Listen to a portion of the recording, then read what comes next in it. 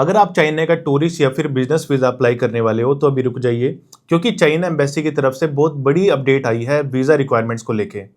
अगर मैं tourist visa की बात करूं तो 6 महीने की स्टेटमेंट को अब रिमूव करके 3 मंथ्स की स्टेटमेंट यूज़ करने पे आपको टूरिस्ट वीज़ा मिल सकता है चाइना का।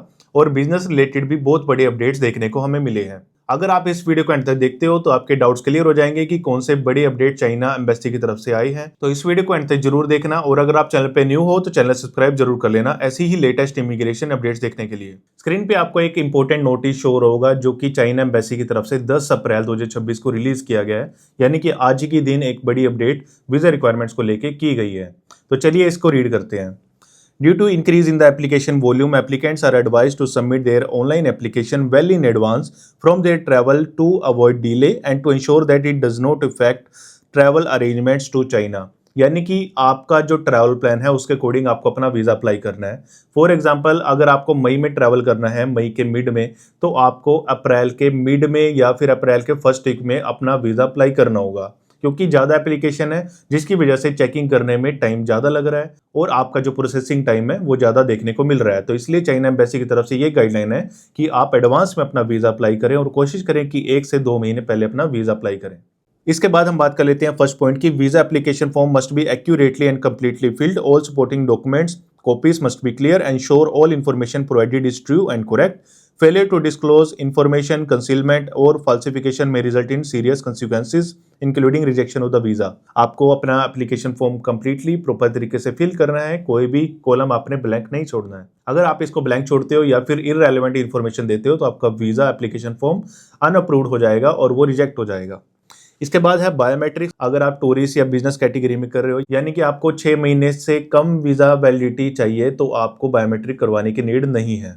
इसके बाद है third point, when applying for business visa you need to be following the below requirements. Requirement क्या है? First, the business licence of the invited company must be provided. यानी कि जब आप बिजनेस वीजा अप्लाई करते हो तो आपको जो कंपनी इन्वाइट कर रही है उसका बिजनेस का लाइसेंस आपको यूज करना होगा, उसके बिजनेस का स्कोप आपको यूज करना होगा। बेसिकली बिजनेस कैटेगरी में 3 डॉक्यूमेंट्स की रिक्वायरमेंट रहती है: बिजनेस लाइसेंस, बिजनेस स्कोप और उस कंपनी का एक रिस्पॉन्सिबल पर्सन की बिजनेस आईडी। अब तीनों ही डॉक्यूमेंट पे आपका नाम लिखा होना मैंडेटरी है, और इन सभी डॉक्यूमेंट्स पे ये भी लिखा होना चाहिए, this document is strictly use for visa application purposes for applicant name. Applicant name कोई भी हो सकता है, जो भी जिनको वो इन्वाइट कर रहे हैं।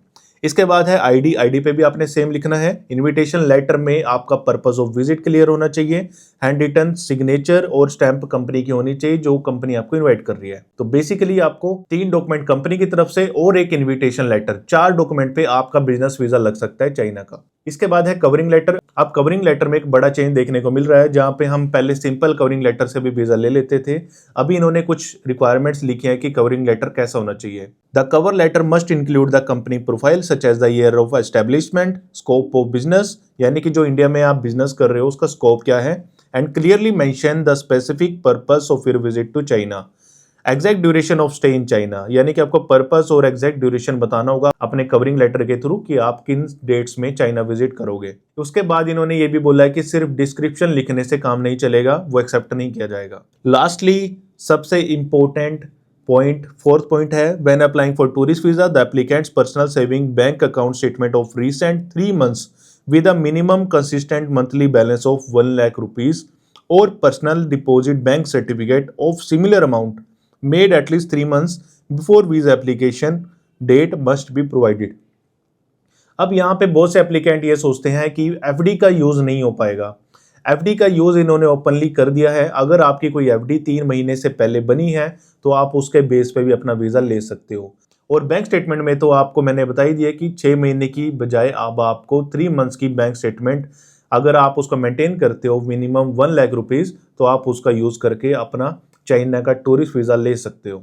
और उसके बाद इन्होंने ये भी बोला है कि अगर कोई माइनर एप्लीकेंट है, यानी कि कोई स्टूडेंट है जिसके पास पैसे नहीं है, उसका कोई पेरेंट या फिर गार्जियन उसको सपोर्ट कर सकता है, जिनमें उनके पेरेंट्स या फिर गार्जियन के पास मिनिमम 1 लाख रुपीज़ 3 मंथ से मेंटेन होना चाहिए।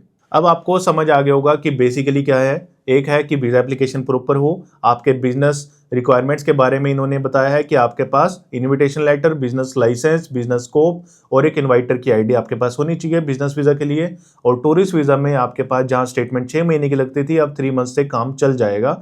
और हम ये भी कह सकते हैं कि अब चाइना एम्बेसी की तरफ से जो वीज़ा रिक्वायरमेंट है थोड़ी सी ईजी कर दी गई है, जिससे ज़्यादा लोग अप्लाई कर सकें। और एक चीज़ का ध्यान जरूर रखना कि आपको 1 से 2 महीने पहले अपना वीज़ा अप्लाई करना होगा, जिसके बाद ही आप प्रॉपर तरीके से ट्रैवल कर सकोगे और अपनी अरेंजमेंट्स कर सकोगे चाइना वीज़ा के लिए। आई होप आपको रिक्वायर्ड इन्फॉर्मेशन मिल गई होगी। अगर आपके कोई भी डाउट है तो नीचे दिए गए नंबर पे कॉल करके आप हमारी टीम से बात कर सकते हैं।